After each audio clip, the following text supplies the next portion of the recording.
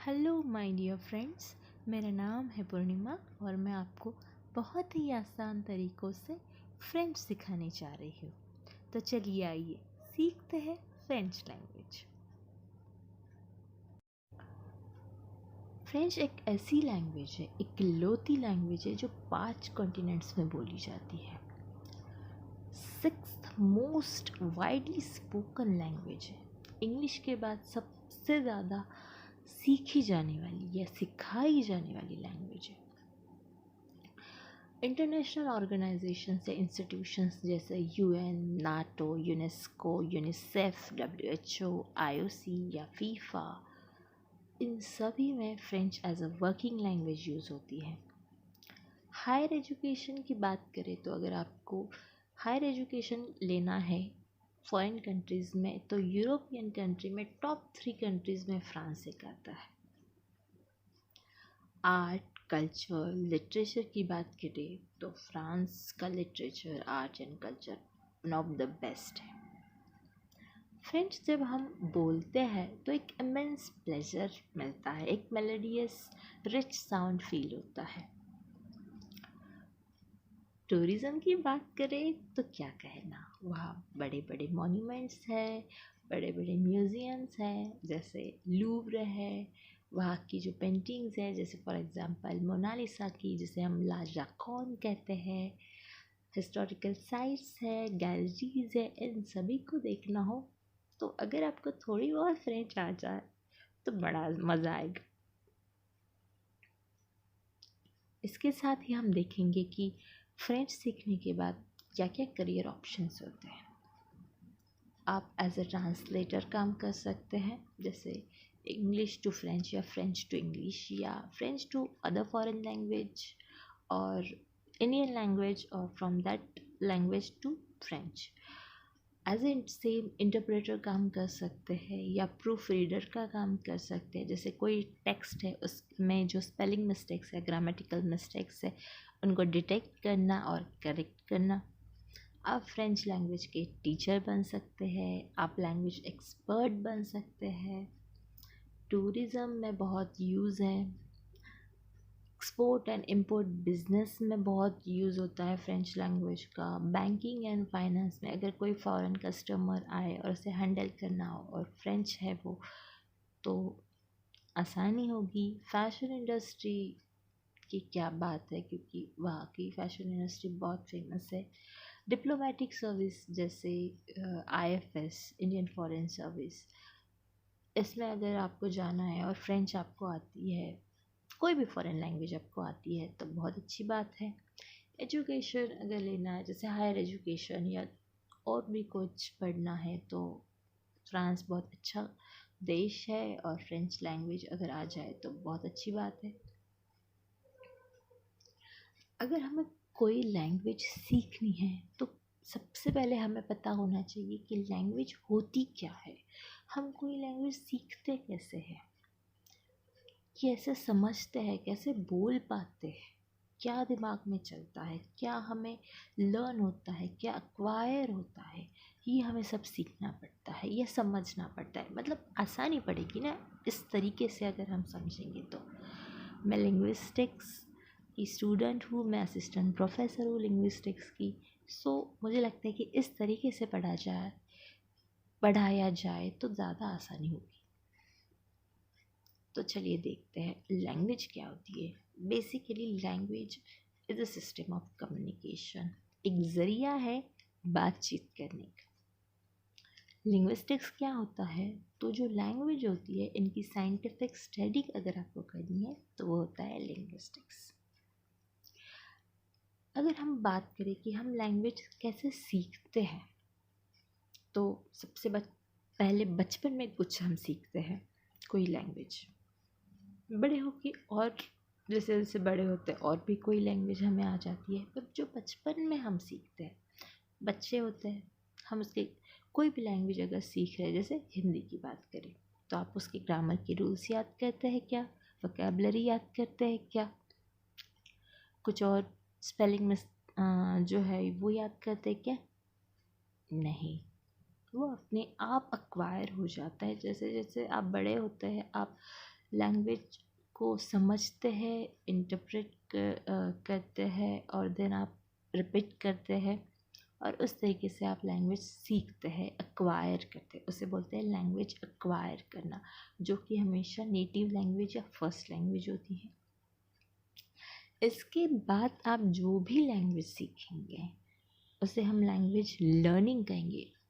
समझ रहे हैं क्यों? क्योंकि उसको आप लर्न करते हैं, उसकी ग्रामर को आप समझते हैं, उसके वोकैबुलरी को आप याद करते हैं, उसके जो भी डिफरेंसेस है हमारी नेटिव लैंग्वेज से उसको हम समझते हैं और देन हम उसको लर्न करते हैं। तो वो होता है लैंग्वेज लर्निंग। जैसे आपकी मदर टंग या मदर लैंग्वेज है हिंदी और आप इंग्लिश सीख रहे हैं, तो आप इंग्लिश के वोकैबुलरी याद करते हैं, आप इंग्लिश के स्पेलिंग याद कर लेते हैं, आप उसके ग्रामर सीखते हैं और देन आप उसको जो भी आपको कम्युनिकेशन करना है तो आप करते हैं, यस बोलते हैं। तो इस तरीके से लैंग्वेज एक्वायर करना और लैंग्वेज लर्न करना डिफरेंस होता है। अब आप देख रहे होंगे कि मैंने बोला कि नेटिव लैंग्वेज या फर्स्ट लैंग्वेज सीखना अलग होता है, सेकंड लैंग्वेज सीखना अलग होता है। तो जब भी आप बात करते हैं कि फ़र्स्ट लैंग्वेज बड़ी आसानी से सीख ली जाती है, कोई भी सेकंड लैंग्वेज हो, हमारे कंट्री की ही हो या फॉरेन कंट्री की हो, क्यों डिफ़िकल्ट जाता है ये फॉरेन लैंग्वेज या सेकंड लैंग्वेज हमें लर्न करना? क्या प्रॉब्लम है? तो वो हम देखेंगे। इनको हम रिजॉल्व करेंगे तो हमें फ्रेंच आसानी से आ जाएंगी। तो क्या प्रॉब्लम होता है जब हम कोई दूसरी लैंग्वेज जैसे सेकंड लैंग्वेज या फॉरेन लैंग्वेज सीखते हैं? तो फर्स्ट तो हमें बहुत बिगिनिंग से स्टार्ट करना होता है। जैसे इंग्लिश की बात करें तो ABCD से करना पड़ता है, फ्रेंच में भी वही करना पड़ेगा, या कोई भी दूसरी फॉरेन लैंग्वेज सीख रहे हो तो वही करना पड़ेगा। और अगर पूरा का पूरा लैंग्वेज का स्क्रिप्ट ही अलग होगा, जैसे आपको हिंदी आती है, आपको इंग्लिश आती है, देन आपको चाइनीज़ या जापनीज़ सीखनी है तो उसका स्क्रिप्ट, उसके अल्फ़ाबेट्स पूरे के पूरे अलग है, तो और भी मुश्किल हो जाएगा सीखना।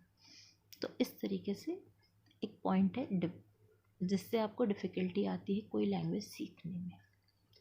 देन ये होता है कि आप कोई दूसरी लैंग्वेज सीखते हैं तो आपको एक लैंग्वेज का यूज़ करके दूसरी लैंग्वेज सीखनी पड़ती है। जैसे अगर फ्रेंच की बात करें तो आप क्या करते हैं, इंग्लिश का यूज़ करके फ्रेंच सीखते हैं। जब आप इंग्लिश सीखते हैं तो आप क्या करते हैं, आपकी जो मदर टंग है जैसे हिंदी है तो हिंदी का यूज़ करके इंग्लिश सीखते हैं, है ना? तो ये प्रॉब्लम आ जाता है। इससे क्या होता है कि आप जो दूसरी लैंग्वेज आप सीख रहे हैं या तीसरी लैंग्वेज आप सीख रहे हैं उसमें आप सोच नहीं पाते हैं। आप अपनी मदर टंग या मदर लैंग्वेज में ही हमेशा सोचते हैं। जैसे आपको किसने बोला कि बोलिए, आपको बोलना है आई एम गोइंग, पर आप दिमाग में सोचेंगे मैं जा रहा हूँ या मैं जा रही हूँ, देन आप इंग्लिश में बोलेंगे।